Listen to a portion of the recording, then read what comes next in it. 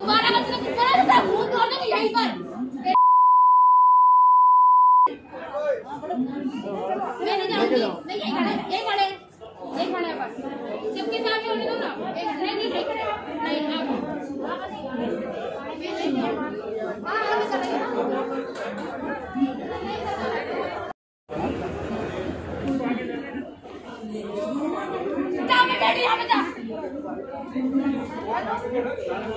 यार मेरा जबरदस्ती का टेस्ट कर रहा है यार, हमें जबरदस्ती का टेस्ट कर रहा है मेरा तुम चलो तो साला जबरदस्ती करेंगे।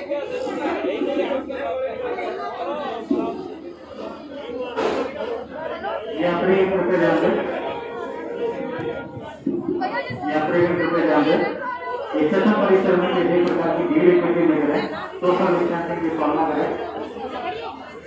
यात्रा से मास्क लगाना अनिवार्य। मैंने जा रही, मैं यहीं बैठी हूँ। चलो नहीं जा रही मुझे, यहीं बैठी।